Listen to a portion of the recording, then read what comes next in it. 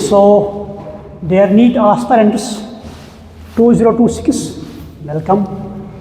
तो आज जो मैं आपसे 10 मिनट की बात करूंगा इस एतबार से कि आप जो नीट 2026 मई में देने जा रहे हैं, तो इसी पर आज हम बात करेंगे कि आपको करना क्या है, क्योंकि आप तो सिर्फ 3 महीने आपके पास बचे हैं। तो इन 3 महीनों में आप क्या करेंगे, तो आप किस तरह से अपनी कॉन्फिडेंस, अपनी एफिशिएंसी और अपना टाइम मैनेजमेंट है, इसको आप कैसे इम्प्रूव करेंगे, तो इसी पर बात आप करेंगे आपके साथ। पहले मैं आपसे कहूँगी कि आप अच्छे से होंगे, घर में आपकी पढ़ाई या आपका प्रिपरेशन जो है आपकी वो भी अच्छी तरह से होगी। तो पहले मैं ये बताऊँगा जो आपका सिलेबस है, तो आई होप दैट आपने सिलेबस कंप्लीट किया होगा सारा का सारा। तो अगर अब किसी का रहा होगा 5 से 10%, तो अभी भी आपके पास 4-5 दिन या 10 दिन है। इन 10 दिन में आप ये सिलेबस जो है आपका पेंडिंग सिलेबस है, ये कंप्लीट कीजिए। तो इसके बाद आपको करना क्या है, उसी पर मैं आपको थ्रस्ट आज देता हूँ और इसी पर आप बात करेंगे। तो सिलेबस आपने कंप्लीट किया है, तो अब करना क्या है आपको इन 3 महीनों में क्या करना है कि ताकि आपका जो नीट है आप इसको बड़ी अच्छी तरह से क्वालिफाई कर सकते हैं। तो सिलेबस कंप्लीट करने के बाद, हालांकि मैंने पहले भी बताया आपको रिलेवेंट पढ़ना है। आपको इसमें मैंने आपको बताया जो आपकी बायो है, आपकी इनऑर्गेनिक केमिस्ट्री है, आपकी ऑर्गेनिक केमिस्ट्री है, तो इसके लिए सिर्फ और सिर्फ आप इस जो एनसीईआरटी प्रिस्क्रिप्शन है, एनसीईआरटी बुक जो आपके पास है, उन्हीं को पढ़िए, गौर से अच्छी तरह पढ़िए। अलबत्ता फिजिक्स और जो आपकी इनऑर्गेनिक ये जो फिजिकल केमिस्ट्री है, इस पर न्यूमेरिकल आस्पेक्ट है, रेफरेंसेस पर भी आप ध्यान दे सकते हैं। तो सिलेबस कंप्लीट करने के बाद आपके पास सिर्फ 3 महीने हैं, तो आप करेंगे क्या, तो अब आप 2 स्टेप्स मैं आपको बताऊं, 2 स्टेप्स पर आप स्ट्रेस दे देंगे। तो पहला स्टेप जो आपके पास, that is called as revision. तो first step that is called as revision.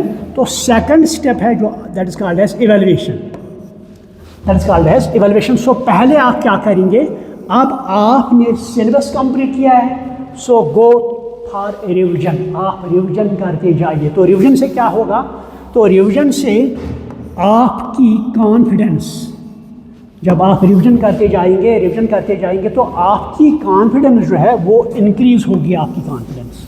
तो start revision from this day. तो आप जो आपके सब टॉपिक्स है, चाहे फिजिक्स के है, केमिस्ट्री के है, बायो के है, इनको आप डिवाइड कीजिए 2 महीने में। जो फरवरी और आपका मार्च जो है, इन 2 महीनों में आपका रिवीजन अच्छी तरह से होना चाहिए। तो इनको आप डिवाइड कीजिए कि आप पर डे कितना सिलेबस आपको कंप्लीट करना है, कितना सिलेबस का आपका रिवीजन करना है। तो सो गो फॉर रिवीजन। तो रिवीजन से आपकी कॉन्फिडेंस जो है इंक्रीज हो जाएगी। तो रिवीजन के बाद आप क्या करेंगे, या रिवीजन के साथ साथ ही आप सेकंड मोस्ट इम्पॉर्टेंट जो है, जिससे आपकी कॉन्फिडेंस ये बढ़ जाएगी और आपकी एफिशिएंसी भी इम्प्रूव होगी, that is called as evaluation.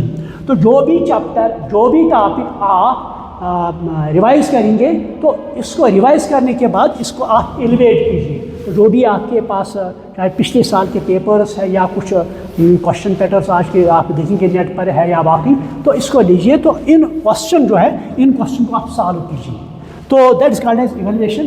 तो ये इवैल्यूएशन में बताऊँ आपको, आप पर डे कम से कम बायो के लिए 200 से 300 क्वेश्चन पर डे आप सॉल्व कीजिए। जो भी टॉपिक आप पढ़ेंगे, इसमें आपको 200 से लेकर 300 क्वेश्चन आप इस पर सॉल्व कीजिए। और इसी तरह फिजिक्स और केमिस्ट्री के लिए भी 200 से 300 क्वेश्चन आप पर डे सॉल्व कीजिए। तो ये अगर आप 30,000 से 40,000 क्वेश्चन अगर आप सॉल्व कर पाए आपके सिलेबस में, चाहे केमिस्ट्री, बायो और फिजिक्स है, तो मैं वसूल के साथ कहूँगा कि आप नीट अच्छी तरह से क्वालिफाई करेंगे। तो इसके बाद और को करना क्या है, जब ये रिवीजन भी करेंगे, इवैल्यूएट भी करेंगे, उसके बाद आपको करना क्या है, पिछले साल के 10 साल के पेपर आप लाइए। पिछले जो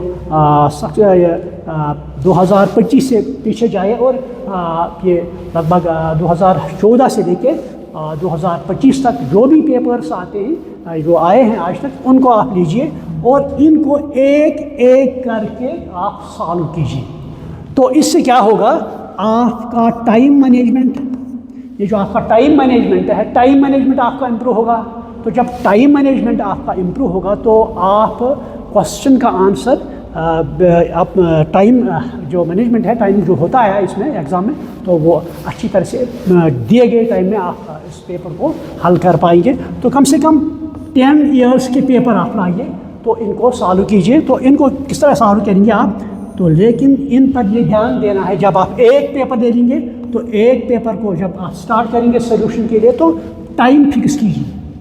जब आप टाइम फिक्स करेंगे तो आप देखेंगे कि अगर इसमें 90 क्वेश्चन बायो के हैं और 90 फिजिक्स और केमिस्ट्री के हैं, आप ही मतलब जांच कर पाएंगे कि ये तो क्वेश्चन 180 जो है हम कितने टाइम में ये कंप्लीट कर सकते हैं। तो इससे आपका टाइम मैनेजमेंट वो चाक होगा, वो इसमें इम्प्रूवमेंट होगी।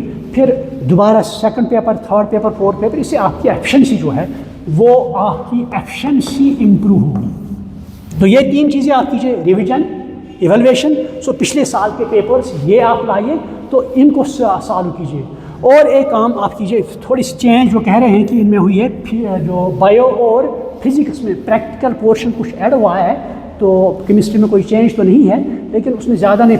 बायो में जो डिजीज़ का है उनको ब्रीफली आप पढ़िए, तो थोड़ी सी चेंज में है। बाकी जो केमिस्ट्री है इसमें कोई चेंज नहीं है। तो आप ये अच्छी तरह से इसको रिविजन भी कीजिए और इवैल्यूएट भी। और पिछले टाइम के ये 3 टिप्स है मैं आपको देता हूँ। नंबर 1 रिविजन, नंबर 2 इसका आपका जो इवैल्यूएशन, थर्ड तो पिछले 10 ईयर्स के पेपर आप लाइए। उसके बाद जब आप ये काम करेंगे 2 मंथ के लिए, उसके बाद आप मॉक टेस्ट के पर जाइए। उसके बाद आप मॉक टेस्ट, तो टेस्ट सीरीज़ आप ले लीजिए। तो ये टेस्ट जो आपका अप्रैल आता है, अप्रैल में मान लीजिए 10 अप्रैल से लेकर जो 20 दिन आपके पास बचेंगे, उनमें आप कंटिन्यूसली मॉक टेस्ट पर जाइए और एक एक पेपर ला के उस पर आप मॉक टेस्ट कीजिए कि आपकी एफिशिएंसी जो है आप ये चेक कर पाएंगे कि हमारी एफिशिएंसी ये इम्प्रूव होती है कि नहीं, हमारा टाइम मैनेजमेंट ये इम्प्रूव होता है कि नहीं। और एक बात मैं कहूँ आपसे कि जो 2024 में नीट का पेपर आया था, अकॉर्डिंग स्टूडेंट्स वो इजी था, तो तभी तो मेरिट बहुत ज़्यादा हुआ। और 2025 का आया था, दैट वाज टफ, तो स्टूडेंट्स के एतबार से तभी तो वो ये मेरिट जो है वो थोड़ा वो डाउन हुआ था। लेकिन मेरे ख्याल में जो इस साल का पेपर आएगा, मेरे ख्याल में दैट विल बी मॉडरेट। वो मॉडरेट होगा, न ज़्यादा टफ होगा न ज़्यादा ईजी होगा, मॉडरेट होगा। तो आप उसी अंदाज से आप जाइए। तो अपनी प्रिपरेशन कॉन्फिडेंस के साथ पहले अपने आप में कॉन्फिडेंस डेवलप कीजिए कि हमने ये क्वालिफाई करना है, हम ये क्वालिफाई करेंगे, अच्छी तरह से करेंगे, तो उसके तो ये आप क्वालिफाई करेंगे। और एक बात मैं आपको बताऊं, मैंने बहुत से स्टूडेंट्स पढ़ाए हैं तो जिन्होंने नीट क्वालिफाई किया है, वो आज वो मेडिकल कॉलेजों में है, हॉस्पिटलों में है। तो अब आपकी it is now your turn, it is now your turn. So अब आपकी बारी है। सो बी रेडी। मई 2026 जो है, it is waiting for you. So wish you best of luck. Thank you very much.